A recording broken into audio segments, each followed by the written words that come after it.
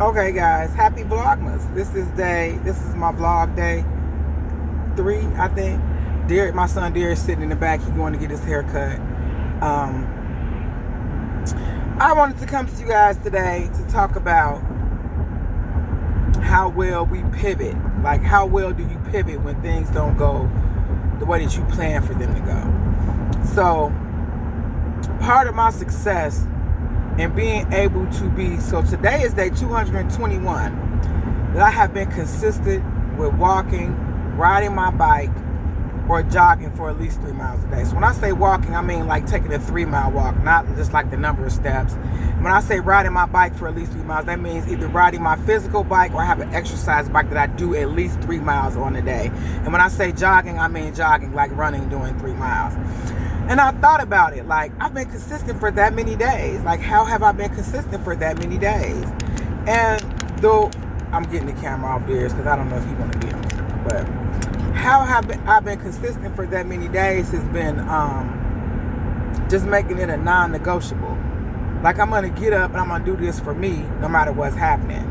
Now, the reason why I talked about how well do you pivot is because last night, I didn't get my bike ride in on my exercise bike until late. Okay, it was like 11 o'clock, and at first I was like, oh, I'm going to stretch first and then whatever. So I was like, no, get on your bike.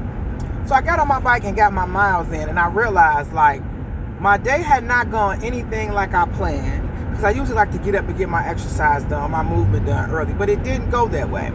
But I got it done at night. But after I got it done, I was like, if I would have waited any longer, I would have broke my streak. Like, I would have went past midnight. And I had to think about why. Well, I had to pivot, but meaning I had to shift what I thought I was going to do something else that was a priority. And that's okay, because that's how life is. But it was like, how well do you pivot? And I felt like I did okay, but I also sat back and was like, you could do things a little bit differently. And one of the things that I could do differently is really getting up and making me the priority for the day, making God the priority for the day. Let me say that. And the God in me, that he allowed me to get up for another day. And I feel like I do, but I know there's some things I need to work on. Getting my night routine a little bit better, getting my daytime, my morning routine.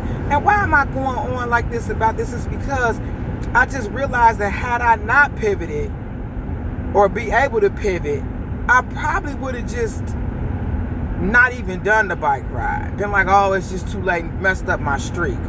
But because I was like, okay, if I don't get it done in the morning, I can get it done at night. And being able to not have that all or nothing attitude, I was able to do it at night and get it in. But also recognizing, like, okay, if you're going to do it at night, you need to make sure you're doing it before a certain time so you're not getting close to that cutoff period. So it caused me to really think, like, you know, how do other people pivot? How do you pivot, or how do you shift your mind frame or your priorities when the day is not going like you think it should go or not going how you plan? You know, we're in that time of year where it's just crazy and everything is crazy and people are crazy. So store hours are not the same and people are doing different things. We're having parties because it's the holidays. So how do you pivot and how do you plan to continue on your health and wellness journey in the holiday season? Because this is the time of year where people pick up all this extra weight and then they roll into January starting off the new year. How are you going to start your new habits today? Like, who are you showing up as today? I always talk about that. Like, who are you? And to go a little bit deeper into who I am and who I want to be, I'm not truly living up to who I want to be. I was mean to somebody yesterday or just didn't walk in the full glory of who God created me to be. I was short. I was a little impatient. I was a little nasty in my comments. And I had to take a stop and reel that back in. Like, part of taking care of yourself is not just about how you talk and treat you, but how you treat other people as well. Because when you don't treat, for me, when I don't treat other people as well, I don't feel right. And so in me not feeling right, that's taken away from who I want to be. That's taken out of my health account because I'm not feeling optimal. And I talked about this with some friends the other day. You know, me being or me living up to my full potential or walking in the full health and wellness of who I am, it ensures my wealth. It ensures my legacy. Because how can I fully be present in who I am and contributing to other people, working in my job, if my health is not optimal, when I'm not functioning optimally. So me not functioning optimally costs me money. So it's not about making money out on a job, because how I can't even make my money on a job if I'm not functioning optimally. I can't even put into my health account by getting up on time and working out or being active if I'm not functioning at my optimal level of performance for me. And what affects that? Not eating the right foods, not treating myself properly, not treating other people properly, being upset all the time. That's not me living up to my optimal level of health. Because my optimal level of health, if I'm not functioning optimally, that costs me money. Because I can't work my job and make money that way. I can't go out there and move the way I want to, and that's taken from my health account. I can't go out there and drive and go to where I need to go to get the good food, so it's steady taken out of my account. And it's not taken from one account and putting it to another. It's just taken away and not putting nothing back in. And I can't afford to be having things taken away right now, especially in this holiday season where I'm trying to give. So I got to give to myself as well. And that's being a woman of my word. That's who are you who am I when this camera go off? Am I the Christian woman I say that I am? Am I the person who's eating all these healthy foods? So I decided to make a decision today. I know it's a little bit of a tangent, but I made a decision. I'm going to make a decision to be this person. Who is that person? Whole food, plant-based. That's the decision that I'm making. Whole food, plant-based. It's no longer, I'm going to eat meat occasionally. Meat don't agree with me. And I don't like the way I feel when I eat it. I don't like, and why am I making this declaration on here? Because I feel like me saying it out to everybody else is going to make me be more accountable and responsible. I'm not going to be able to eat that stuff. I'm not going to be able to do that. I'm a whole food, plant-based eater. I am a woman who believes in God. I'm a woman who wants to be walking and vibrating high at all times. It's not about being perfect. It's about being true to who I say I am. So whatever I'm going to need to do to be able to do that, that's what I'm going to have to do. Whether that's taking myself away from certain people, certain environments, certain things, whether that's only eating certain foods, I'm going to have to truly walk in who I say that I am, and I'm going to be non-negotiable. It's going to have to be a non-negotiable. Like, it's not going to be, because I know that I'm not finna go nowhere with nobody and smoke no crack. That's a non-negotiable. I'm not finna go rob no bank. That's a non-negotiable. So me walking in the fullness of how I'm eating, how I'm living, that's a non-negotiable. Period. I'm going to continue to keep moving.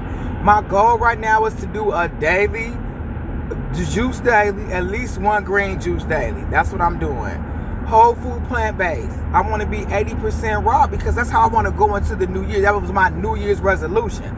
But the new year already here. It's not like I'm going to wake up all of a sudden and be this. I need to be practicing it now. And then one last thing, I showed some grace to some people that, I'm going to speak as a parent. Sometimes your children don't always do what you want them to do. Sometimes they're not the people that you expect for them to be. Sometimes the people around, your spouse, your kids, your parents, the people you go to church with, people are not always who we think they should be, okay? And I feel like sometimes these people know better, or they know the Bible, or my kids should know better because, X, Y, and Z, they were trained better. And even though your kids may not be who you want them to be, or the people around you may not be who you want them to be. And sometimes we may struggle with being kind to those people or being gracious. Like you may struggle with, okay, this is the third time my kid need help doing something and I'm helping them, but they really don't deserve the help. I really don't want to give them the help, but I'm going to do it. So you got to think about it. If us, being as simple and evil as we are, and sinners, can give good gifts to our kids, how much more are the gifts that God gives us? I had to think about that. Like I'm saying, I'm just doing this awesome thing and I'm being gracious, but God is gracious to me every day. He's merciful to me every day. He don't give me what I deserve.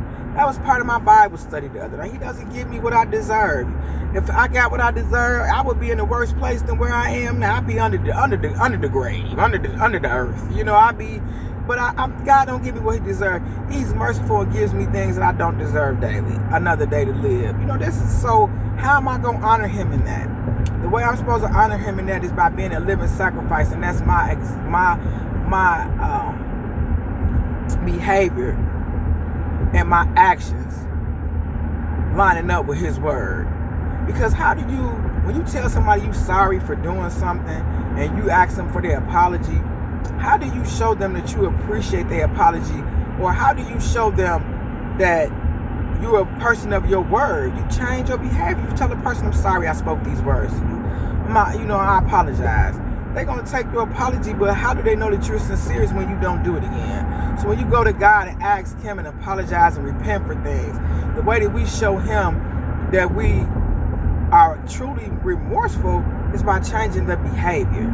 So I guess for me, how am I going to show myself that I'm truly remorseful for the way that I've treated myself for so long? It's by changing my behavior. I'm remorseful for the way that I ate for so many years. I'm remorseful for the way that I treated myself. But instead of letting that put me in a depression or put me into a place where I'm eating unhealthy foods, I'm letting that take me to a place where I'm going to change my behavior. I'm letting that take me to a place where I'm grateful for everything that God has given me. Because if he could give me all these great gifts and I know I don't deserve them, I could be gracious and do the same for other people, giving them a kind word or just forgiving their actions and realizing everything ain't got nothing to do with me. Just like I got a lot going on, it's other people out here got a lot going on too. And I think sometimes we forget that and just be like, well, I got a lot going on. It's a lot of people, everybody got stuff going on. But how can I continue to be true to who I say I am in the midst of everybody having this stuff going on? Okay, but let me take care of me. Remember I talked about again that being a good gift giver is giving good gifts to yourself and being the best version of yourself. So not only the best version of myself that I'm giving to my family members, but to other people around me. I need to give good gifts to other people around me. And that's about being in my higher self, not being judgmental, not being angry, not being short. It's holiday season. Some people upset, they family ain't around. Some people, it just is what it is. So I wanted to just put that out there. Today is my first day of being whole food, plant-based. I got my water. I started with some teas. Today's day 221 of my movement. I'm going to get my movement in a little bit later. But it's okay if I'm not getting it in. When I thought I was going to get it in, it's not about that. It's about being consistent into doing it. And that's what this has taught me about my health and wellness journey, period. Just like being consistent and something other than my BS. And my goal for today, this hour, this year, this week, is to mind my own business and stay in my own lane, because that don't cost me nothing. So if I minded my business, and as my grandmother would say, governing myself, I ain't got to worry about nobody else, because I can't keep letting what other people do and how they act and what they say affect me. That's giving people too much control. That's saying, okay, regardless to where you at or what's going on around you, you know who you are. And it's making sure that I'm mindful of who I am and what I'm doing and what situations I'm putting myself in, because if I ain't gonna be triggered by somebody asking me to go rob a bank, but I might be triggered by somebody asking me to go help them get some gas station chicken. So I just got to be mindful of that. And for those that know, they know about the gas station chicken. But anyway, this Real Talk with Shirley and Real Health 360. This is my vlog day 3, but it's actually December 5th. But whatever, it ain't about being behind. I'm on time for my own Vlogmas. I'm on time for my own health and wellness journey. That's Darius getting ready, because we getting ready to get in this mall and get his haircut. All right, guys, I might show y'all some little clips of the rest of my day. Ooh, but we'll see. So we almost there. All right, guys, say bye, Darius. Hey. Okay, bye.